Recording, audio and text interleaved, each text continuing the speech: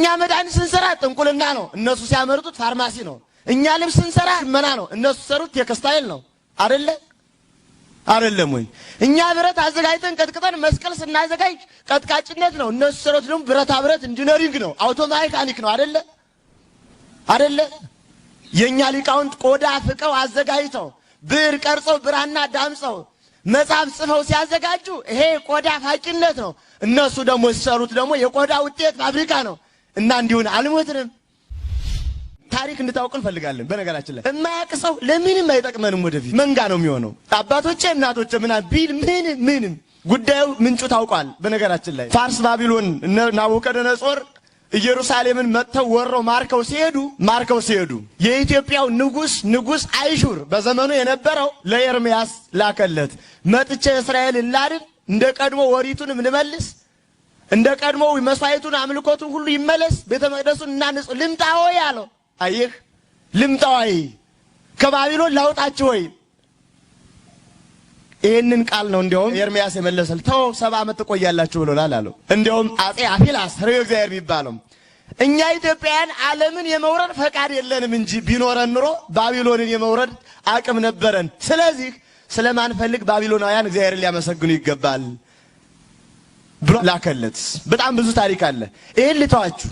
ክርስቶስ ወደዚህ ዓለም በመጣ ጊዜ በጎል ተጥሎ በጨርቅ ተጠቅሎ በዚያ ሲያለቅስ ሲያነጥስ በቤተልሔም ዋሻ ላይ ያን ጊዜ ንጉስ አይሹር ከሰብአ ሰገል አንዱ ሆኖ ወርቅ፣ ዕጣን፣ ከርቤ ሲቀርብለት ወንድሜ ከመላእክት ጋር አልዘመርንም ወይ? ስብሐት ለእግዚአብሔር በሰማያት ወሰላም በምድር ከሚባልበት ዋሻ ተገኝተናል እኮ ዘምረናል። ከኖሎ ተረኞች ጋር ውዳሴ አቅርበናል። ግን ጣል ነው፣ እሱንም ጣል ነው። የሚገርማችሁ እሱ አይደለም እኔ የሚደንቀኝ ከዚህም አልፎ ተርፎ የነበረን ልልና ሀገራዊነት፣ ህዝባዊነት፣ አንድነት፣ ፍቅር። በነገራችን ላይ የኢትዮጵያ ቤተክርስቲያን በደሏን ታውቃላችሁ? ለምን አንድ ታላለች? ለምን ፍቅር ታስተምራለች? ለምን ታሪክ ትናገራለች? ለምን ምናምን ትላለች? በጎ የሆነ ነው በደሏ እንደምታውቁት፣ በማኒፌስቶም እንደሚጠሏት። ይሄ ግልጽ ኦርቶዶክሳዊ ጄኖሳይድ ስለሆነ መነገር መታወቅ ያለበት ጉዳይ ስለሆነ ነው። በነገራችን ላይ ይሄ ግልጽ ጉዳይ ስለሆነ ነው። ትናንት የነበረን ልልና እግዚአብሔር ወልድ አይሁድ እነ ሄሮድስ ሕፃኑን ሊገሉት መልአኩ የእግዚአብሔር መልአክ ዮሴፍን ሕፃኑን እናቱን ይዘህ ሽሽ ብሎት ሸሽቶ ሲሄድ ግብጽ ደረሰ። ግብጽ ሲደርስ ይገርማቸዋል። በግብጽ ሀገር የነበረውን ታውቃላችሁ? የጣዖት አምልኮ የላም የጥጃ ምስል እየተመለከ ግብፃውያን በጣዖት አምልኮ እግዚአብሔርን አሳዘኑት። እነ ኮቲባ ድንግል እመቤታችን መልኳን አይተው አንቺ መልከ ቀና ጠባይ ክፉ ብትሆንኛው እንጂ የተፈናቀልሽ ከቤት የወጣሽ እንዳንቺ ያለ መልከ መልካም ቤት ይለቃል። ዘበቱባት፣ ሚሰጣት አጣች። ቀን ረሃቡ፣ ጽሙ፣ ሌሊት ብርዱ፣ በዚያ ላይ ፍርሃቱ፣ በዚያ ላይ የሄሮድስ ሩጫ፣ ተጨነቀች፣ አዘነች። እንዲሁና እያለ ከድንግል ጀርባ እግዚአብሔር ቃል ሕፃኑ ወደ ኢትዮጵያ ይባርክ ነበረ። ይኸው ዳሞትም አንዱ የታሪክ መስመር ስለሆነ አባታችን የሚያከብሩት በዓል አላቸው ጥቅምት 21 ቀን መስመር ስለሆነ ወደ ኢትዮጵያ ይባርክ ነበር እግዚአብሔር ቃል። ምን እያረክ ነው? አገርሽን የአስራት ምድርሽን እየባረኩ አሳየኝ፣ ሰዓቱ ደርሷል ልንመለስ ነው። አይሆንም አገሬን አሳይ ብላ መጣች። የሚደንቀኝን ትምህርት እዚህ ላይ ላስታውሳችሁ። በእውነት የሚደንቀኝ ትምህርት በደግ እመቤታችን በደመና ጭኖ ከኢትዮጵያ መቅደስ ከወሪቱ መሰዊያ አደረሳት። እመቤታችንም ድካም የሰነበተች ናት። ልጇን አውርዳ ጡቷን እያጠባች በጭኖቿ ይዛ እቅፍ አድርጋ ልጇን አይናን እያየች ቁጭ ብላ ከዛፉ ስር ቁጭ ብላ እያለ ካህኑ ዮአኪን በጊዜው የነበረው ሊቀ ካህናት በኦሪቱ ስርዓት ስቡን አጢሶ ደሙን አፍሶ መስዋዕቱን አቅርቦ ዕጣኑን አጥኖ ሁሉን ጨርሶ ህዝቡን ሊያሰናብት ወጣ። ምን ብሎ? መጽሐፍ ይዞ የኢሳይያስን መጽሐፍ መዞ። ዛሬ ካህኑ ከቅዳሴ በኋላ ወይም ሰሎ ቀሊለ ሰቢያ ታምር ያለ ማርያም የእመቤታችን ታምር መስማት ለክርስቲያን ሁሉ ቀላል አይምሰለው እንደሚለው አውጥቶ የኢሳይያስን መጽሐፍ ድንግል ልጇን ይዛ መጥታ ቁጭ ብላ እያየች ድንግል በድንግልና ጸንሳ በድንግልና ትወልዳለች፣ ስሙንም አማኑኤል ትለዋለች፣ እሱም ድንቅ መካር ኃያል አምላክ ነው እያለ ያነብ ጀመር። ድንግል ራሷ ጸንሳ ራሷ ወልዳ ራሷ መጣ የራሷን ነገር የሰማች እዚህ ምድር ነው አለ። ሌላ ላይ ኢየሩሳሌም ላይ ሰምታለች፣ ግብጽ ላይ ሰምታለች? አልሰማችም። እንዲህ አርጋ ያስተናገደች ምድር ናት።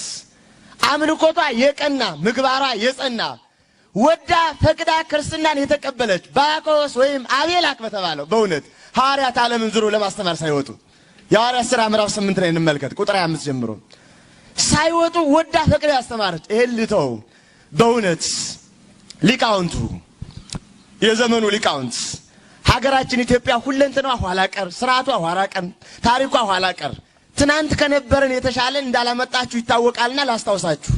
ልልናዋ በምን ልልና አላት ካላችሁ ቁጥር 1 ልልና በስነ ጽሁፍ ስነ ጽሁፋዊ ልልና ለዓለም ታውቃላችሁ። በአሁኑ ደረጃ አውሮፓውያን የሰረቁን 30,000 ብራና መጽሐፍ ተሰርቀናል።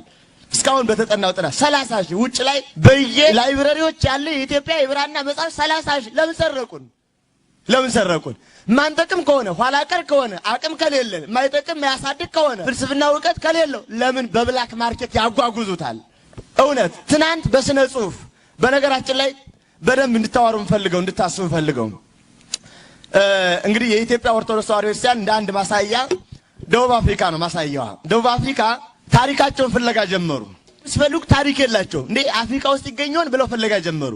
ሲፈልጉ ኢትዮጵያ አገኙ። የኛ የጥንቱ ሃይማኖት እንደ ኢትዮጵያ ነው አሉና 30,000 ያህል ምዕመናን መጥተው አጠምቁን አሉ። ኢትዮጵያ ክርስቲያን ወደው ፈቅደው ተጠመቁ።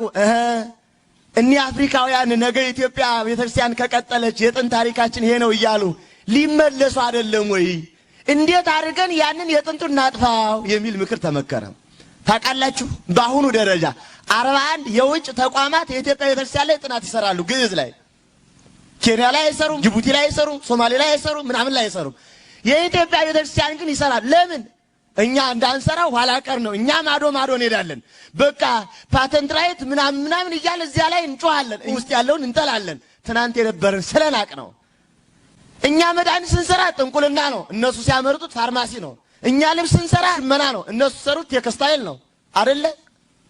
አይደለም ወይ? እኛ ብረት አዘጋጅተን ቀጥቅጠን መስቀል ስናዘጋጅ ቀጥቃጭነት ነው፣ እነሱ ሰሩት ደግሞ ብረታ ብረት ኢንጂነሪንግ ነው፣ አውቶ ሜካኒክ ነው። አይደለ? የኛ ሊቃውንት ቆዳ ፍቀው አዘጋጅተው ብዕር ቀርጸው ብራና ዳምጸው መጽሐፍ ጽፈው ሲያዘጋጁ ይሄ ቆዳ ፋቂነት ነው። እነሱ ደግሞ ሲሰሩት ደግሞ የቆዳ ውጤት ፋብሪካ ነው። እና እንዲሁን አልሞትንም። ትናንት ያልነበረን ምን አለ? ከ1 ሚሊዮን በላይ ለዓለም የብራና መጽሐፍ ያስተዋወቀች ስነ ጠበብን፣ ስነ ፈለክን፣ አየራት፣ ሙፃ ነፋሳት፣ ብርሃነ ሚጠተ ብርሃናት፣ ድርገታት፣ የከዋክብት የፕላኔት ትምህርት ለዓለም ያስተዋወቀው ማን ነው ወዳጄ? ማን ነው? ዓለምን በስነ ከዋክብት በስነ ፈለክ የመራው ማን ነው? ዓለምን በስነ መድኃኒት እንዲከፍ ያደረገው ማን ነው? የዓለም የኢንዱስትሪ የሳይንስ አብዮት የሚባለው 16ኛው ክፍለ ዘመን ነው። 16ኛው ክፍለ ዘመን ሚስዮናውያን ኢትዮጵያን የዘረፉበት ዘመን ነው። ያልተዘረፍነው አለ? እውነት ስንቱን ስለነበረ እናውራ፣ ስንቱን ስላጣ ነው እናውራ። አሁን እንኳን ያለንን ለማውራት ባንዳና ሌባ ስለበዛ እንዴት እናውራው? ያለንን እንኳን የሀገር ፍቅር የለው፣ የሃይማኖት ፍቅር የለው፣ የታሪክ ፍቅር የለው፣ ሀገር በቀል ዕውቀት የለው፣ ምን የለው፣ ሞራል የለው። በጣም ይጨንቃል። እኔ አንድ ቦታ ላይ ስለ ሀገር በቀል ሐሳብ እንኳን እያወራን ስለ ሀገራችን ለልና አንድ ጥያቄ ጠይቁ ሰዎች አስታውሳለሁ። እንዴ የሚል ስለ ሀገራችን ማወቅ አለባችሁ ሁሉ ጊዜ እንዴ ስለ ሀገር በቀል ምንድነው? ለምሳሌ እንኳን ሌላው በቅርቡ እንደው ጠላው፣ ጠጁ፣ ኮረፌው፣ ቦርዴው፣ የወይን ጠጅ፣ ፈታ ጠጅ፣ ጭልቃ፣ ማይኑግ ምናምን እነዚህ እንኳን ማወቅ አለባችሁ እያልን እናወራለን። አንዲቷ ምን ብትል ጥሩ ነው? መምህር አለ ጥያቄ። አቤት። ኮረፌ የሚሰራው ከምንድነው? ከገብስ። ገብስ ከምን ይሰራል አትልም? የዘመኑ ሊቅ እንደዚህ አይነት ሊቅ ነው ያለን እኛ። እንደዚህ አይነት ምንም የለው። አንዳንዱ እንደ ምሁር ይሰማውና ዕውቀት አይታችሁታል። የዘመነኛ በቃ በደንብ እንግሊዘኛው ፈልጦበት ኢትዮጵያ ለማለት ኢትዮጵያ አዲስ አበባ የሚል አላያችሁም? እየተኮላተፈ በቃ የአበሻ ፈረንጅ ራስን ያጃጃለ እንኳን ይንቃል፣ ሁሉ ነገር ያስጠላዋል።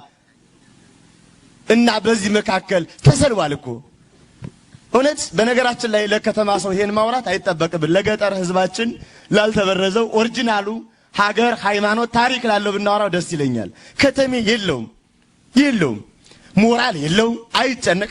እንዴት ነው መሰላችሁ እንዲምላችሁ የለው። ይቅርታ አድርጉልኝ፣ ሊከፋችሁ ላይከፋችሁ ይችላል። ከከፋም የራሱ ጉዳይ። ምንም ለምሳሌ አንድ የወረዳ ስራ አስኪያጁን ይገመግሙታል። ግምገማ ላይ ምን እሱ ማናጅመንት አይችልም፣ የሰው ምናምን አይችልም፣ በጀት ማጠቃቀም አይችልም እያለ አንዷ እጅ አወጣች። እኔም አይቼበታለሁ አለ። ምንድነው? እሺ ተናገሪ። የሆነ ቀን እሑድ ቀን ደወለልኝ። አለቃዬ ስለሆነ ብዬ ሄድሁኝ። እሺ አነሳሁት። ከዚያ ነይ አለ። አለቃዬ ስለሆነ ብዬ ሄድሁኝ። ሆቴል እንብላ አለ። አለቃዬ ስለሆነ ብዬ ተጋበሱኝ። እንጠጣለኝ። አለቃዬ ስለሆነ ብዬ ጠጣሁኝ። ከዚያ ደግሞ እንሂድ አለ። አለቃዬ ስለሆነ ብዬ ሄድሁኝ። ከዚያ አልጋ ይዟል። አለቃዬ ስለሆነ እንግባ አለ። ገባሁኝ። አየህ፣ እንዲህ አይነት ሞራል ያለው ህዝብ ነው ያለን። አሁን ሊቅነት እንዲህ አይነት ርክስክስ በቃ ዝም ብሎ በቃ መንጋነት መድፊያነት ዝም ብሎ ዕቃ ለስላሳ ብቻ። የኛ የከተሜዎች ጠባይ መዋዋል መቋቋስ በቃ ኮስሞቲክስ ማድረግ እንደ ብርጭቆ ዕቃ ከቻይና እንደመጣን መወልወል በቃ አለቀ። እና ሊቅ ነው መሆን ደግሞ በቃ ጣል ያን ማውራት። ለዚህ አደራ ይቀበላል። አደራ መያዝ እንችላለን አንችልም? ትናንት የነበረን ልልና ከፍ ያለ ነው። ግን አንገት ያለው ተሸካሚ ግን ያጣን ይመስለኛል። ጆሮ ሁሉ ያጣን ይመስለኛል። አንድ የደብረ ሊባኖስ ሊቅ የተናገሩት አለ። የብሉይ የአዲስ የሊቅ የመነኮስ የድጓ ያቋቋም መምህር ሆነው የሚኖሩ ናቸው ወድቀው እና አንድ የኔ ቢጤ ከሳቸው ሄዶ ሊማር ይሞክራል። ዳዊት ያስተምራሉ። ዳዊት እምቢ ብሎት በደንብ አልያዘ ብሎ ተነስቶ ይሄዳል። የሆነ ቀን በቃ በአመቱ ተመልሶ ይመጣል። 1-3 ወር ኮርስ ሰልጥኖ ነው የመጣውና ጤና ይስጥልኝ የኔታ እንደምን ከረሙ? ማነህ? አላወቁም። እኔ ነኝ መምህር እንተና አላቸው። ኧረ ረሳሁ። አይ እኔ መምህር እንተና እኮ ነኝ። እንዴት ይረሱኛል? ረሳሁ፣ ትዝ አላለኝም። እንዴ መምህር እንተና ምን አዘው የነበሩት? ምን ጊዜ መስማት ጀምረህ መምህር ሆንህ አሉት። ምን ጊዜ ጆሮ ራሱ መስማት ይችላል ወይ? መስማት ሳይችሉ አዋቂ ሆኑብን። ተቸገርን። እባካችሁ እንመለስ። ይቆየን።